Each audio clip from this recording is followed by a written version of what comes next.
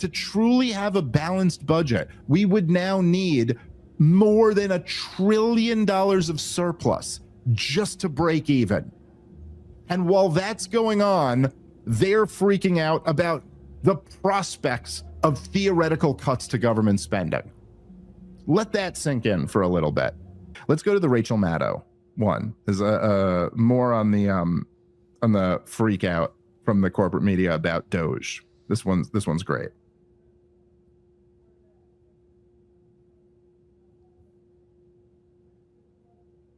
The government does all sorts of things for which we need experience, expertise, accumulated and institutional knowledge, a stable training base, and a stable work environment in which professionals can oversee sensitive, complex, and life or death matters of 1,000 different kinds. What we have now instead is this wreckage. If you voted for Donald Trump, this is what you were voting for. All right. So here it is, right? This is how their brand of journalism works. That when you talk about the government, you're talking about competence and wonderful people who just do everything right. Like who on the left or the right actually thinks that this represents anything remotely resembling our current government? Or forget the current government. It was fine under Joe Biden. Joe Biden, just a legendary example of competence, Rob. Isn't that what you would say? You know, here, let's go to the next clip too, because it's to like give you a flavor of how everybody's reacting. Let's go to the it's another Tom Elliott tweet, the second to last one with Ann Applebaum. Yeah, there we go. Nor was it 50,000 in condoms, but anyway, but no, there have been clearly false statements about payments to Politico, about payments to Chelsea Clinton, about condoms for Gaza. There has also been a kind of smear campaign conducted against USAID, which has been the United States' premier institution, both for distributing humanitarian aid around the world, helping the poorest people on the planet, has also been really important to the promotion of democracy in parts of the world that the U.S. has cared about. It's been a really important tool of American foreign policy. And Musk has sometimes leaked things and sometimes revealed things that were well known. I mean, most of the information about USAID spending has been available on government websites forever. If you wanted to know something about it, you could have found out last year. But the goal of doing this seems to have been to traumatize the people who work for USAID and also to traumatize people who work for other government institutions. I mean, everybody saw what happened, right? USAID was from one day to the next destroyed. This is a congressionally created institution, and Congress had no voice in destroying it, and its members were smeared and its goals were distorted. And now everybody who works for any other part of the federal government knows that the same thing could happen to them. So the purpose of doing that right at the beginning, particularly something like foreign aid, which is maybe less well understood than it should be among most Americans, the purpose of doing that was to frighten other people and to make other people in other parts of the government aware that at any moment they could be the targets of that kind of campaign too. Ann Applebaum, thank you so much. Appreciate it. You have this whole article in The Atlantic. Appreciate your time. Yeah. Well, Rob, maybe we got to walk back some of the stuff we've been saying here. I never really took the time to appreciate how traumatized people, federal government employees must be. Nah, hold on. Let me take a second to think about that. Oh, yeah, I don't care. That's great. If this is traumatizing, if you are traumatized by the fact that you may not be able to be a parasite on the American taxpayer anymore, I am A-okay with that. A-okay. Not a problem at all. Now, this is another angle, Rob, that it's really funny because I mean, so much of this stuff is just like, it's so basic, but one of the other angles, which I'm sure you've heard that they're saying, is just that it's like, oh, these are jobs. You're cutting American jobs.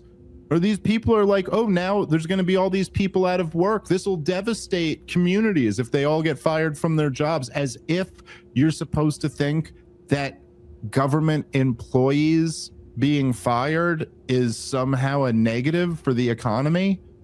It's just too ridiculous. Like, it's literally on the level. Look, if you are being paid with taxpayer dollars, then you are in a parasitic relationship with the taxpayer. You are taking from them. You being fired means less has to be taken from them. That is not a negative. It is a positive. Likewise, so in other words, if you're like, if you take a household, let's say, okay, and let's say I work and my wife doesn't work and my kids don't work. So I'm the only one who's working in the house and I'm bringing in money. And you go, you know, we're really tight for money. Like, our bills are too high. What I'm making is too little. Now, if my wife were to go outside the house and get a job, okay, now we have 2 jobs. Okay, so we have more money coming in.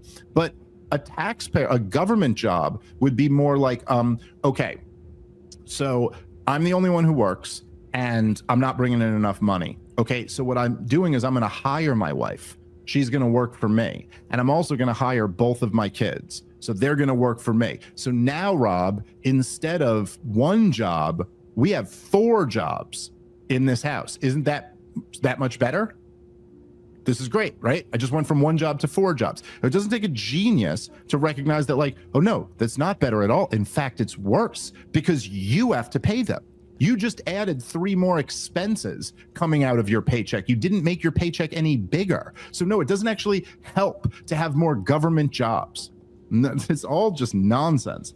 And it's funny how, like, one of the common themes through all of this shit, and it's funny now that it's just really starting, like, this is a big one that's starting to come out, and I really credit Bobby Kennedy as the one who deserves the credit for mainstreaming this, although it is something that maybe was not our major focus during COVID, but it was definitely something we talked about a lot during COVID. But that, you know, again, and the numbers aren't as fresh in my head, but it was something like 78% of the people hospitalized with COVID were obese. And then there's a huge correlation between obesity or diabetes and COVID complications. And then there was a bunch of others too, where it's just like, now they're all admitting it. That's like, oh, you know, the reason why America lost more people to COVID than most other countries did was not because we didn't socially distance while we were outside, and it wasn't because we didn't mask up. It wasn't because teenagers went to the beach or because we, you know, whatever. It was because we're a sick country.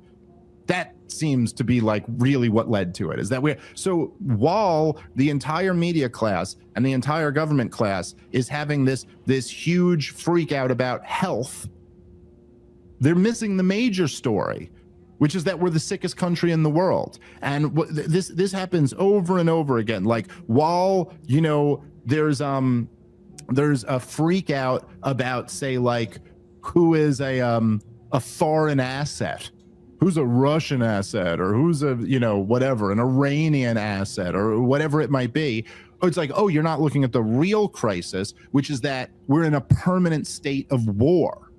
That's the real crisis that's actually threatening our republic. And like that, you know, if you listen to the corporate media, you would think that the crisis is that these guys are taking a shredder to government, right? Like what this pretend reporter lady just said. They're trying to destroy government. That's the real crisis here, Rob, right? Is that government is way too small, right? The real crisis is that government employees are scared. They're not going to get their new paycheck. Well, here is what the real crisis is. The last year, for fiscal year 2024, and double check me on this number, but I'm pretty damn close to it. It was the interest on the debt was $1.2 trillion. That might be a little bit off. It was right around $1.2 trillion. That is just the interest on the national debt. Okay. And that number is going up.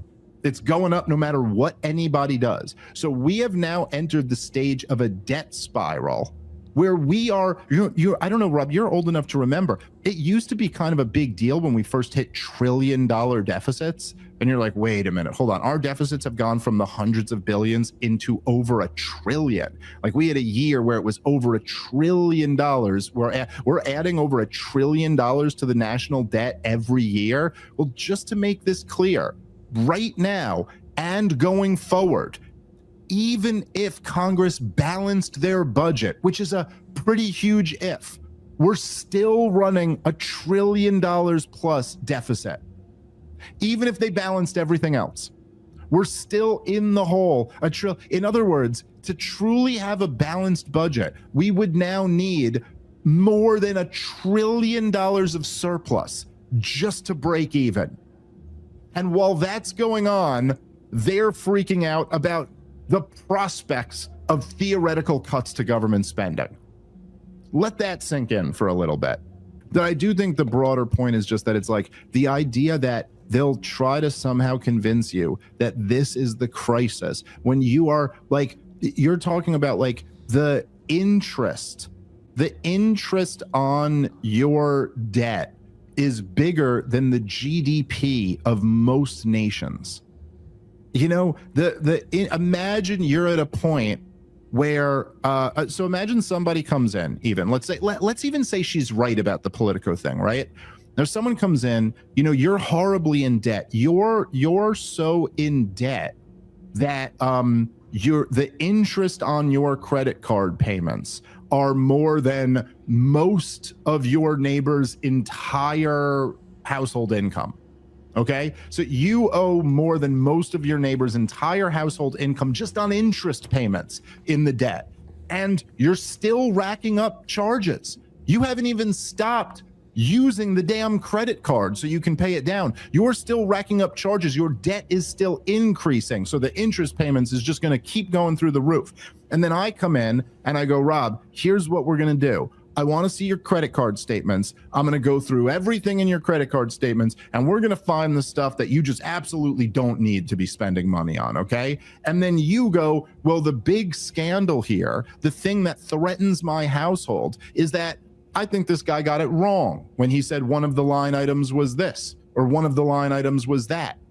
Like, no, that's not the existential threat here. The existential threat is that you are in a debt crisis, okay? And you're not going to get out of it by spending your way out of it, because that's not how that works.